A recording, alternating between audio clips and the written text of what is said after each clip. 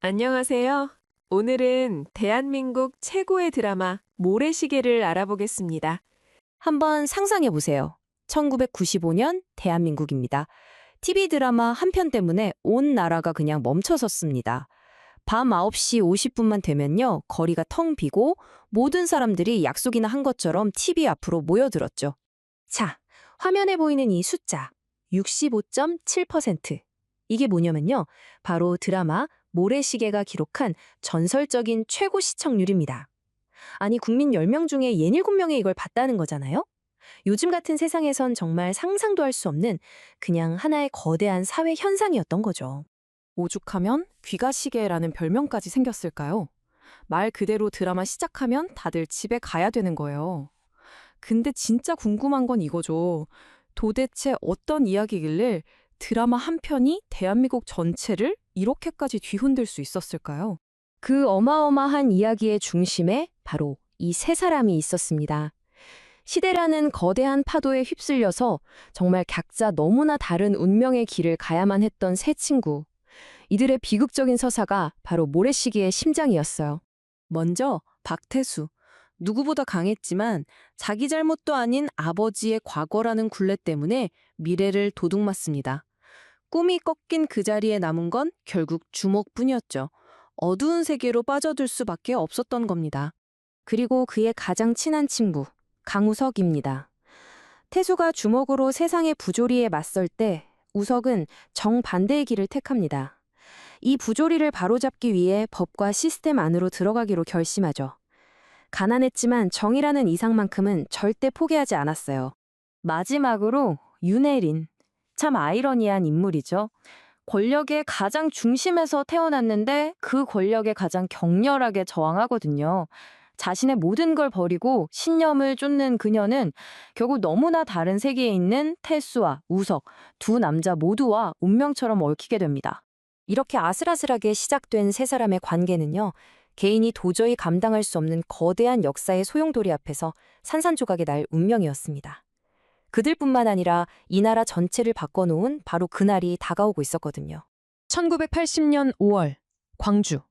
민주주의를 향한 그 뜨거운 열망이 군홧발 아래 무참히 짓밟혔던 바로 그곳에서 세 친구의 운명은 이제 돌이킬 수 없는 비극의 교차점에 서게 됩니다. 1995년 TV에서 이걸 보여준다는 건 정말 혁명이나 다름없었어요.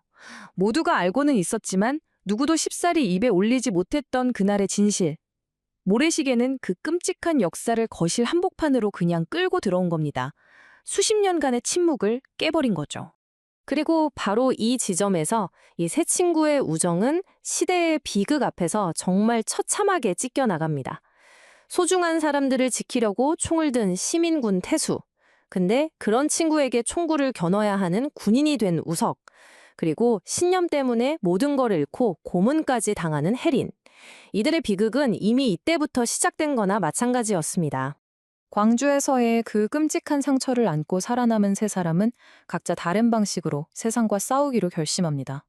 그런데 그 길이 아이러니하게도 서로의 심장을 겨누는 칼날이 되어서 돌아올 줄은 몰랐겠죠.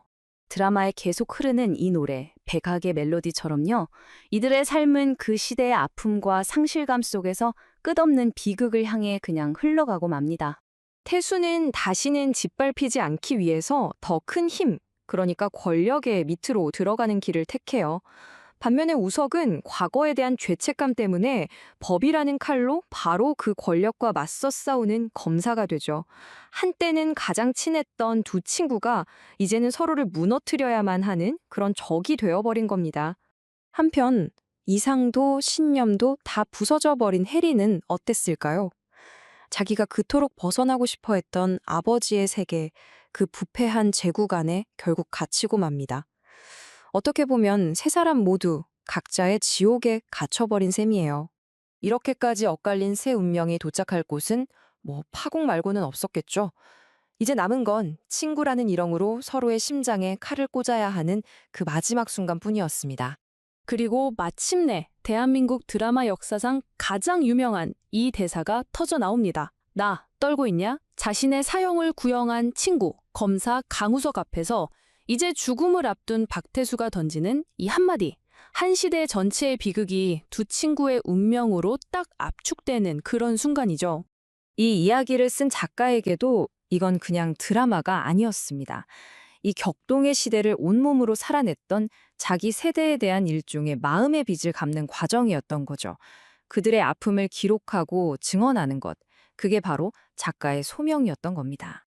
그래서 모래시계가 남긴 건 단순히 높은 시청률이 아니었습니다.